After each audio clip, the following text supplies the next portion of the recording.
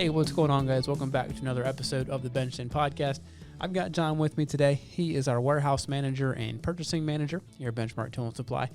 Part of the podcast we're going to do today is just going to be fun. We've had a lot of serious ones, a lot of product information and just general information going your way. John's a pretty cool guy. He's a fun guy. Not that everybody here at Benchmark isn't, but just wanted to spend some time with him and get to know him a little bit better. He's kind of behind the scenes. You guys rarely, if ever, get to see him. Maybe in a promo video. I think we've had you like the UPS like model holding a box. Yes.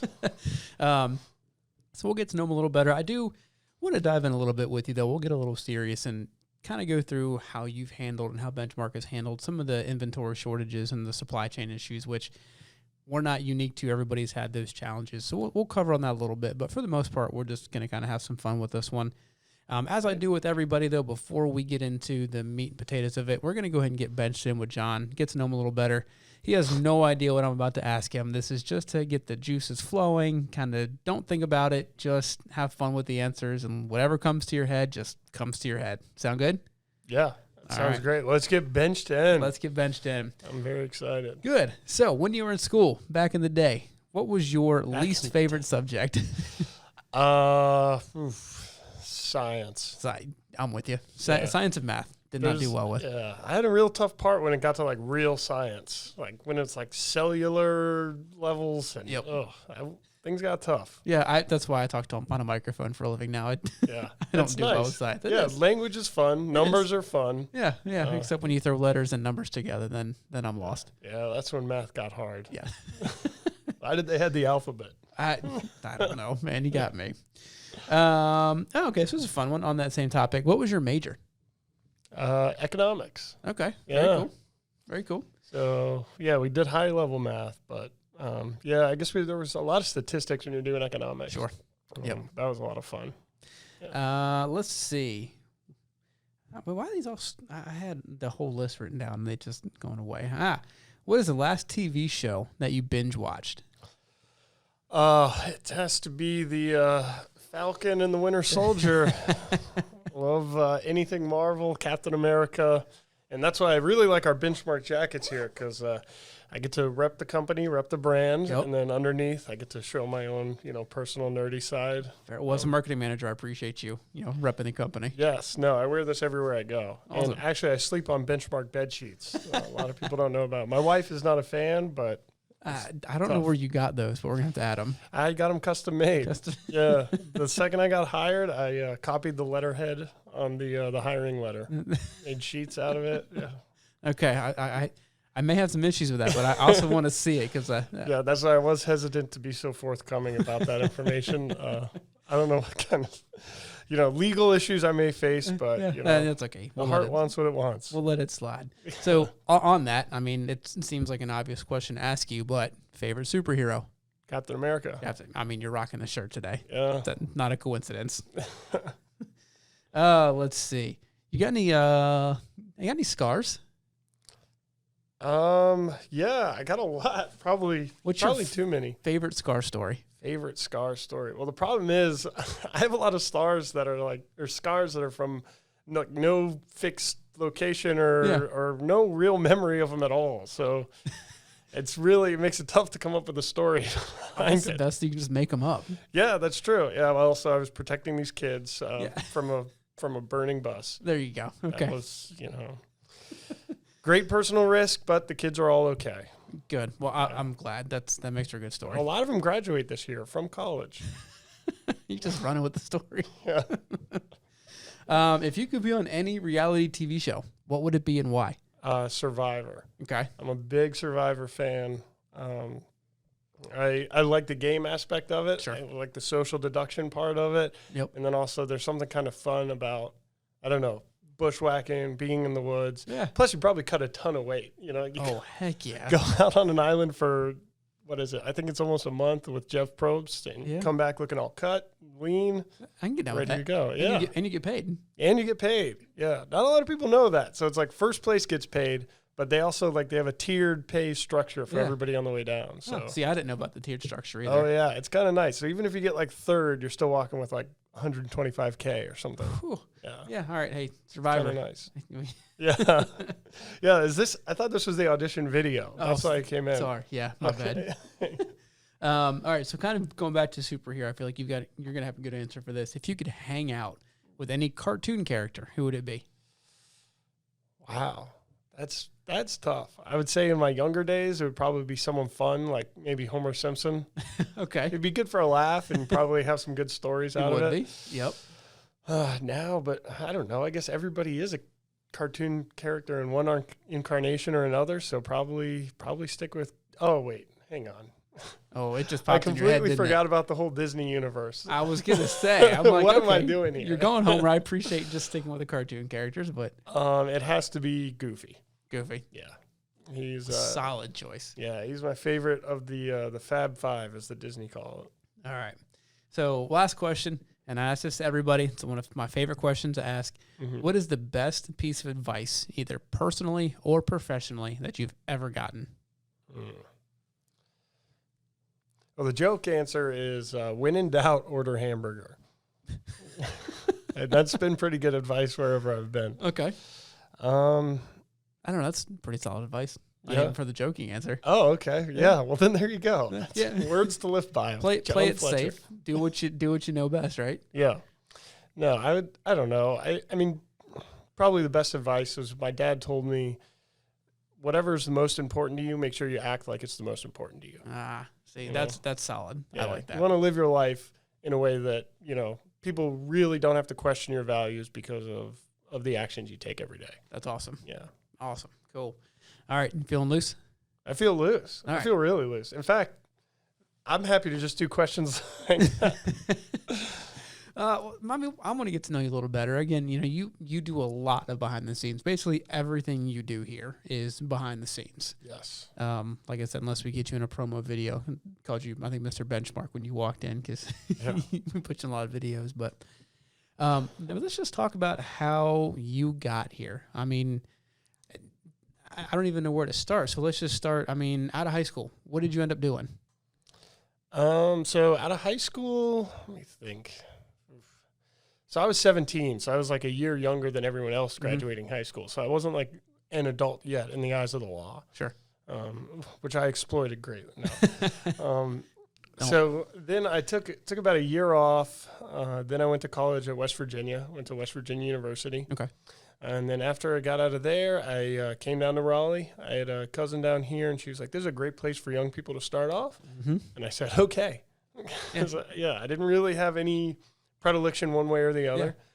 So I came down here. I was bartending, waiting tables, and things like that. Yep. A lot of, it's a really good job to have as a young person because you get to meet a lot of different people from all walks of life. Absolutely. And also, it's important to realize what it's like to be of service. So then when you're in a position where other people are serving, then you kind of, have a little bit of empathy for what they're going through. Right. It's a good thing in that stage of your life, I think. It teaches you not to get mad at the McDonald's worker who messes up your order because they're Exactly. a 16-year-old kid. Yeah, exactly. I mean, there's no point in yelling at a 16-year-old ever. Right. I mean, I don't know. I Right. guess when my kids turn 16, maybe I'll have a different story. I doubt it. Yeah, I don't know. It's tough to Well, I don't actually, maybe. Well, I don't know. I was so crazy as a 16-year-old. I mean, it would have been yelling at a dog. You know, it's like, what are you going to get out of this? Like, nothing. I guess if it's your kid, it's different than somebody serving you food. Yeah. I don't know. It's tough for me to find reasons to yell anyways. Fair. But I don't know. I think those are really good jobs to have when you're young. They're easy to get bogged into, though. Because the money is good when you're waiting tables and you're like, you're walking with cash, and when you're making like $200 a night, you don't really think about anything. You're just like, okay, $200, and then if you spend 150 that day, you're still netting 50. Right. What are taxes? Exactly. What are they? I was born in Texas, El Paso, Texas. Yep. There we go.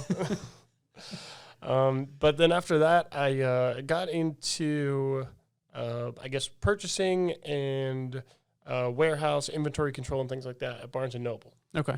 Which was a really good company to work for. And I liked it a lot because I'm a big reader. They also have a lot of board games, a lot of kind of, nerdy stuff that I'm into at Barnes & Noble. And from there, I saw the Benchmark ad, and the rest is history. You know? Awesome. Yeah. So there was a time, though, after college and before Benchmark, you did something else. Oh, geez, yeah. You kind of glossed over it. I don't want to skip on that part. Yeah, no, it's weird because when you compartmentalize so much of your life, then it's really tough to remember that, oh, yeah, this does all, become cohesive at some point. But, yeah, I did join the Army. After I was kind of tired of waiting tables, I was like, okay, this isn't going to go anywhere, and I'm going to be a bartender when I'm 50 if I'm not careful. Right. So I did join the Army. I was a little bit later than everyone else in the Army. I was 25 when I went into basic training. Okay. So, there's the aforementioned 18-year-old kids there that are all in the same batch as me. Sure. And I bet that made for some, fun times because you're, halfway through your 20s, and some of your drill instructors, I'm sure, were close to the same age. Oh, yeah. Some were younger than me, and, that didn't really bother me that much because, I'm used to get yelled at by anybody, when Right. you're bartending and waiting tables. Like, anyone will just yell at you. Yeah, So yeah. age doesn't really matter. But I was pretty quick. So I got left alone a lot. They didn't really make me do a lot of stuff that they were making the 18-year-olds do because they were like, well, he's pretty quick with his tongue, so he might make us look foolish in front of the rest of the Joes. Yep. I guess one of my big ones was before you do any mission, even simulated or training or anything like that, we have what's called an op order, an operations order. Mm-hmm. So, everyone gets together, works out a game plan about what we're going to do. And I was like, drill sergeant, you should really serve snacks during these things. And we call them op hors d'oeuvres.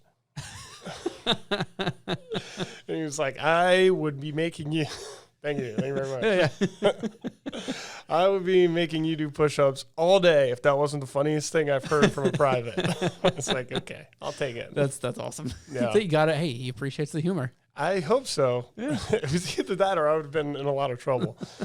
But I don't know. It was that, or I guess maybe they were tired of hearing me call the uniforms costumes for a long time. Yeah. But So when you graduated, what did you get assigned to do? What was your job? I was a 12 Bravo combat engineer. Okay. So it was like the infantry, but with explosives. So they put a funny guy with explosives. Yes. Yeah. That's, I'm not going to insult the military, but that's hilarious. Well, I don't know, because it's weird. On one hand, you kind of want smart guys in charge of explosives, right? You would think. You don't want two smart guys in charge of explosives. Because once they realize the value of what they have on their hands, or like what could actually come of some of this stuff, like maybe you give it to the dumb Joes and let them haul it around for a while. Fair enough. So once you got out of the military, you joined Barnes & Noble, you said, is their warehouse. And yeah. What kind of signaled the change, or what made you want to leave Barnes & Noble and come over here?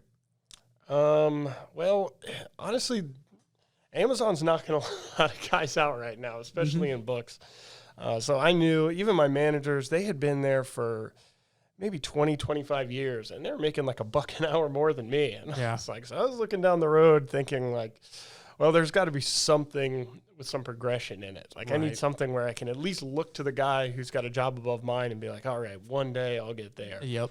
And in that case, it was like one day I'm going to put guacamole on those tacos and I can afford it. Yeah. You know? Life goals. Yeah. So I asked this question to a lot of people, though. So coming from a non-construction background, such as myself, I had no experience in construction. Mm-hmm. I got out of college. I did finance for a little bit and got into sales a little bit. I was a police dispatcher for a little while, sold cars. I mean, I've been everywhere. Oh, so you've got that that background too. Where It's almost tough to remember all the jobs you've had. It is. It's like, very hard. Yeah. I did work at a car dealership too for a while. Yeah. Yeah. And I can talk about being used to people yelling at you. Yeah. Good at night, man. Oh, boy. What was it like coming into the construction industry? It's a good question because it's definitely overwhelming because it's I don't know. I guess from movies and TV you get this kind of perception of the construction industry, and you're like, okay, there's like 25 guys standing around a job site, and then there's one guy who's in charge, and then that's the construction industry. And I guess there's little pockets of that over there. I guess I really had no idea how massive it was. Yeah. Well, especially when you're in some place like Raleigh, North Carolina, where it is just exploding recently. No, it's crazy. I mean, I don't know. When I first took the job, if I knew the sheer scope of what I would be walking into, I would have been way overwhelmed. Sure. So it was really easy to kind of take things a little piece by piece, like, oh, okay, so here's the web department. And now this is where we do a lot of the accessories and a lot more kind of accessible things. Like, yeah, I may not know what a dozer system is or what a hyper VR or rotating laser is, but I do know what a shovel is. Yeah. That's a good starting point. I can definitely identify that. That, and honestly, being in marketing, that was the same boat as I was in. My perception of the construction industry, especially when it comes to the heavy equipment, was it's a bunch of guys on bulldozers and they push dirt and it seems like nothing gets done, and then all of a sudden there's a job done. And coming in and having to learn about machine control and automation, and I was blown away. So I can definitely relate to that story about, I know what a shovel is. I know what a tripod is. Am I there? Not even close. Okay, cool. Yeah. I'm just happy to help. Yeah, and that's where I was at. But that's a good point, though, because that's the mindset that I know I have and you have and we have here at Benchmark is you just jump in, find somebody to help, find somewhere to help. Yeah. And for the warehouse, I feel like you guys get overlooked in that. I mean, you guys help out day in and day out more than I think most people know. I want to kind of go into the inventory shortages and how you as the warehouse manager and the purchasing manager, give some insight into what it's been like for you, how that's added a level of complexity to your job that you may not have had before. Sure. Yeah, so we used to, I know when I first started here, we had stock of everything we would ever need, so if we had these huge machine control orders coming in, we'd be able to fill them, whether or not we were prepped or ordering them or anything like that, we could get it out the door. Yep. Now it takes really a lot of very careful planning to get things from point A to B, like there's a series of processes from when a salesman takes an order, agrees on what's going to be happening, and when that order comes to, our proofing department, who's going to go through everything to make sure everything's up to speed, everything's going to be compatible with everything else on that order. Yep. And then we submit that order to TopCon, and then they'll get it to us eventually at some point. And with those shortages, obviously that throws curveballs in everything because the people that are ordering this stuff, they have jobs in mind to use these things on. Absolutely. So that means deadlines. That means, this project is going to be delayed if we're not having this by a certain day. Mm-hmm. So we need to move it as fast as we can. And then sometimes that really can happen if someone orders 3 of something, we can come up with one of it by piecing it together. And sure. So we end up kind of manipulating a million different ways, and it makes it, the necessity forces creativity, I think. So to get everything out as best we can with these shortages in mind, you really have to kind of think outside the box on when you're going to get things, when you're going to get things to the customer, and what can wait and what is immediate. Yeah, I gotcha. So, going back to your time in the military, having to, like you said, necessity dictates creativity, right? Or something like that. So that's what you do in the military. It's kind of what we're doing here. Trying to make it work. And I love how you said that, right? It's not just you in the warehouse pulling parts and putting it together. We've got a system of checks and balances put in place so that we can bounce it off a number of different people. You may not necessarily be familiar with how the system gets installed on it, but you go back to our service department who says yes, yes, no, yes, and you can make sure the order's together. I feel like that piece just doesn't get appreciated because it's not just pulling a screen, right? It's screens, it's connectors, it's brackets, it's cables. There's a lot to go into it. Yeah. No, there's a huge amount of people that go into everything that happens here at Benchmark that really makes every other department look good, and they're really complementary. So anytime, you said, oh, yeah, you warehouse guys, you're in a lot of different parts. And it's like, yeah, anytime we look good, it's because any of these other departments have done their job really well, too. Yeah. And it kind of goes through, same with everything else. Anytime a sales guy looks good, there's 20 guys behind him that are standing there trying to get everything to him and to his customer so we can take care of him. So by making him look good, it really makes us all look good. And I don't know. I really believe in that, especially now that we've got some new guys working in the warehouse. I get the awesome opportunity to kind of teach them and coach them into our culture, which is really nice because it's like, hey, listen, a lot of times things are not going to be done right. It's frantic, so sometimes you'll rush through things just to get it out the door because a customer needs it. And we're gonna bend this rule just a little bit, but we're going to do it with their best interest at heart. And sometimes it puts a little bit of strain on others, and sometimes it makes it easier on others. But as long as we have that end game in mind, no one looks at our department as the stalwart of, where we're going to let the spirit of the law or the letter of the law hold up our spirit of the law, which, I mean, we all know what the spirit of the law is. We got to take care of our guys, take care of our customers, take care of our people, and that's what we need to do. Yeah.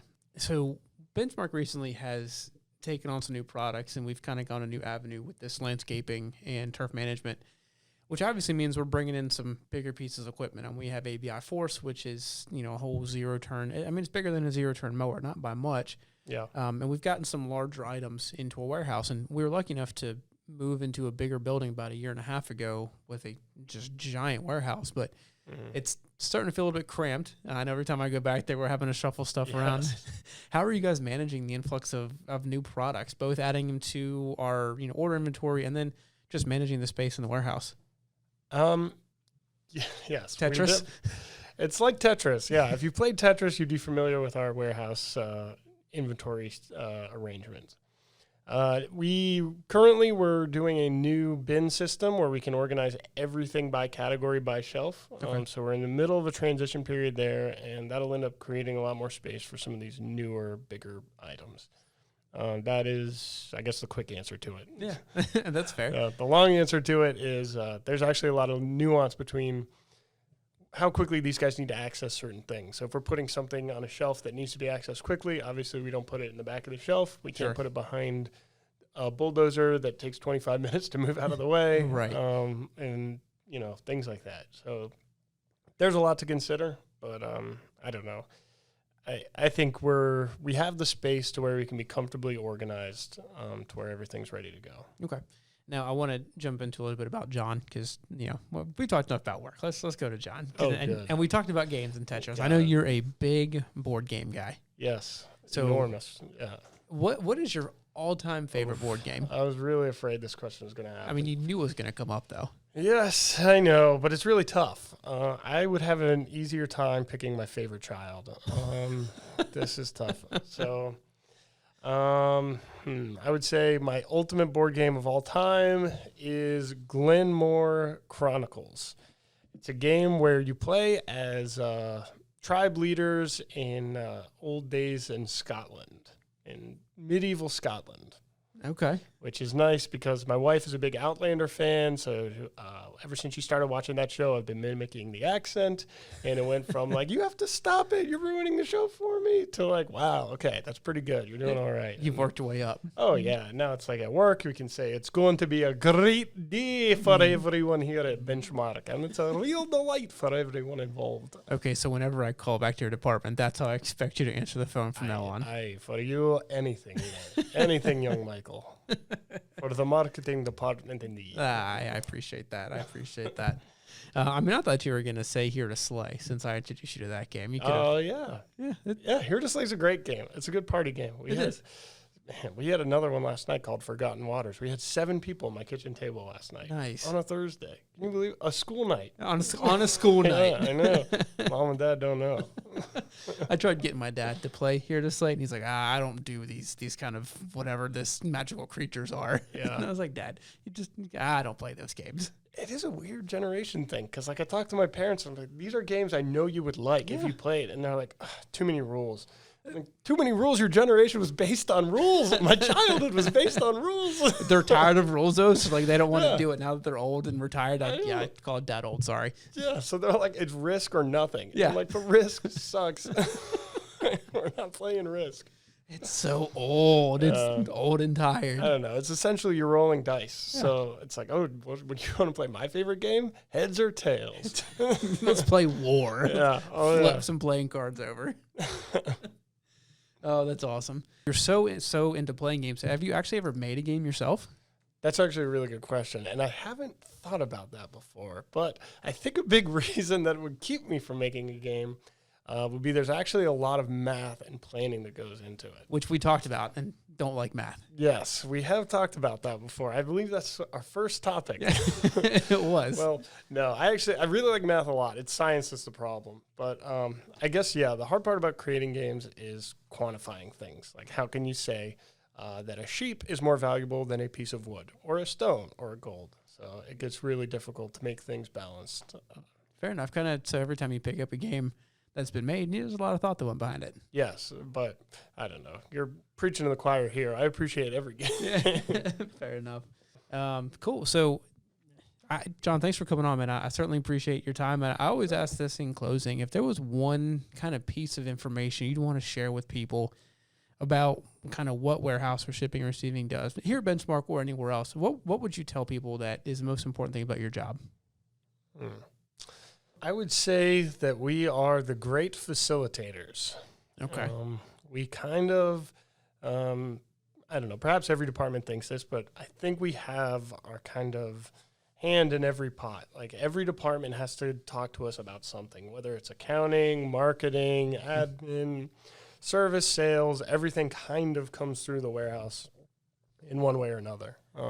So I don't know, maybe that's just an inflated sense of self-worth, but I feel like we really do kind of connect all the other departments. We're the intersection where all the other departments meet. Yeah, I don't think that's self-ego. I mean, the number of times that I'm knocking on a door saying, hey, I need to take a picture of this, or hey, do we have that, or, hey, can I use this for this project? I mean, it's a daily basis almost that I'm coming back there and bugging you for something where you're kicking me out of your office. No, we're always happy to help. Yeah. Cool, man. Well, hey, John, thank you so much for hopping on here, man. I know you're busy. I'll let you kind of get back to it. Guys, thank you so much for tuning in. Definitely appreciate your time. We got a lot of podcasts coming out. Love for you to check them out. Thank you so much for tuning in. We'll see you next time.